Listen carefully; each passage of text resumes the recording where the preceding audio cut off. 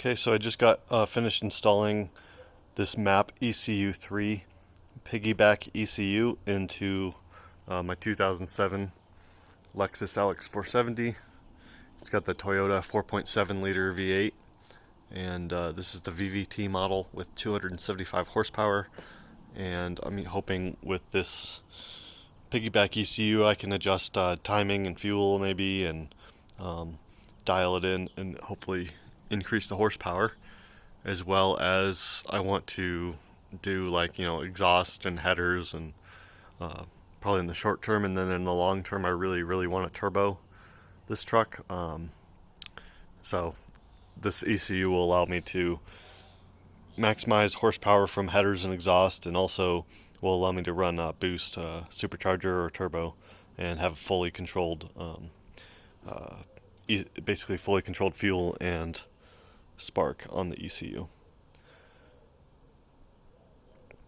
So I'll just do a little tour of the install and basically how it works and the functions, and quick drive, and just basically first impressions, and then once I put some miles on it, we'll do a more comprehensive review. As far as the install on the engine goes, what I've done is I've teed off a good vacuum source here. You want that behind the throttle body, post throttle body. You don't want it here on the intake tube. You want it behind the throttle body so that the computer gets a good sense of the actual engine vacuum. So that tees that goes down and around, and then it goes up through that sheathing, and then goes down, and I drilled through the firewall down there, and I'll show you where that comes out on the other side. And then also the kit includes this air intake temperature sensor, and so I have that there, pre-throttle body, that can go anywhere in the intake tube, and that sends the intake temperature to the ECU, and that also goes through the sheathing. So just those two things is all that's needed up here under the engine. Okay, so then inside the vehicle, underneath the glove box, so this is the air conditioning drain, where it drains the condensation out, and you can see on the other side of the firewall where that drains out just into the engine bay. And I drilled the hole that I wanted to run the wires through right next to that, basically, and then it's coming up through the underneath the carpet. I found that was probably one of the best spots to drill through. I didn't find any good spots that I could fish wires out without pulling out like the entire glove box, which I didn't want to do. So I've got the MAP ECU here. It's kind of hanging down low. I might try to tuck that up further, and then I have it installed with a patch harness. I'll put up a picture of the patch harness, but basically a patch harness is an extension that goes between the chassis wiring plugs and the ECU, the factory ECU, and then all of the splicing of the wires I've done in that patch harness. So basically the factory wiring here on the vehicle is completely stock and unmodified, so if there's ever any problem with this ECU and I want to go back to stock, all I have to do is pull off the glove box, unplug the patch harness, and plug in the ECU straight into the factory wiring, and I'm back to factory.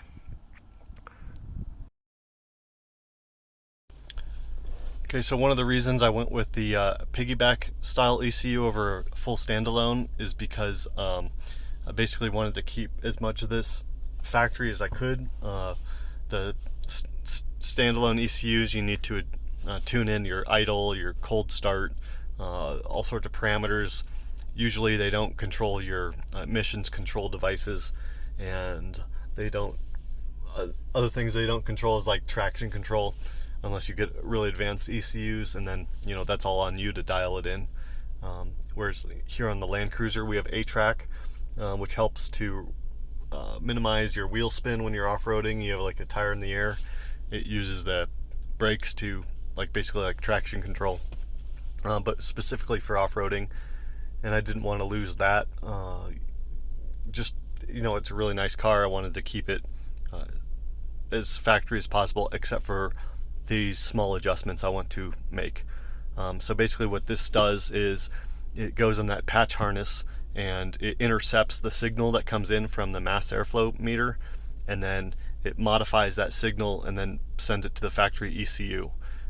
So what that does is it tells the ECU the air coming into the engine is either more or less than it actually is, and it in a sense tricks the ECU into giving you more or less fuel based on what you're trying to do. If you're trying to lean it out for maximum horsepower at high RPM, or if you want to add a bunch of fuel because you put a supercharger or a turbocharger on it, or even this thing will do nitrous oxide injection. It'll do E85, so you can increase your fuel injection requirements for E85 and then reduce it back down on regular gas. So this has a lot of advanced features that I'm not going to be using, but the things that I am going to be using, it's going to be very useful for. The ignition timing control, that is probably the number one reason that I chose this, because ignition timing's really important to adjust advanced and retard to get your maximum horsepower. Here at higher elevations, we can use more timing advance because we have basically a lower compression because of the lower atmospheric pressure, and then also because we have lower atmospheric pressure, less oxygen, the burn rate, the cylinder burn speed is less, so we can advance the ignition timing to kind of get a head start on that. Other things like that, basically. And then on top of that, this is a really low stress engine, 4.7 liter DOHC, 4cam V8. It should make over 300 horsepower easily. The Ford 4.6 can make 320 horsepower or something. The Chevy version makes 300 horsepower.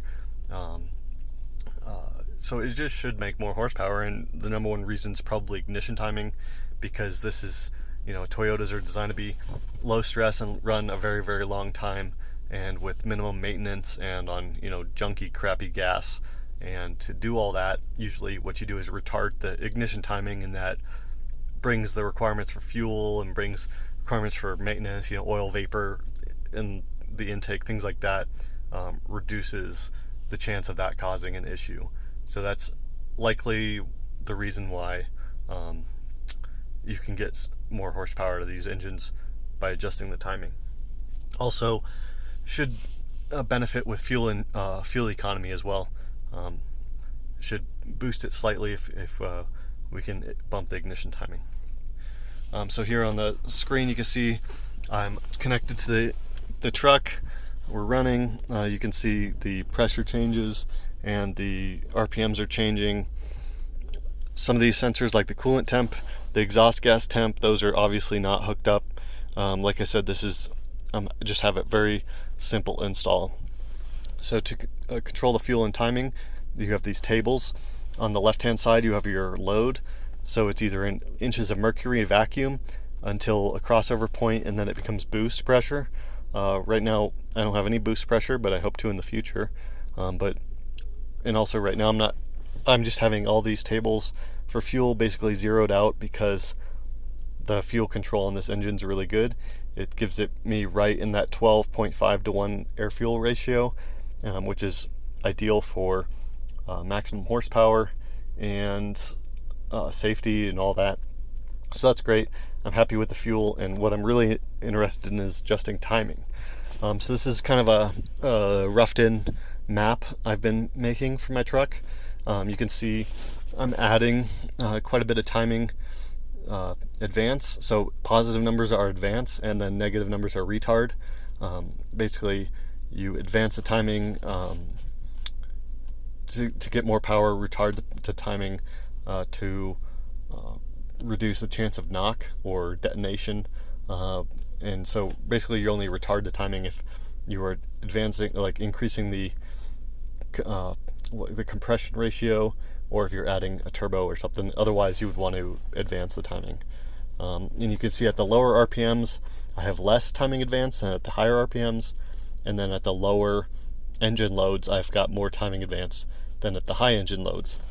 And what I noticed when tuning my truck is that I wasn't getting much response when I adjusted the timing in the low end, below 3,300 RPM or so.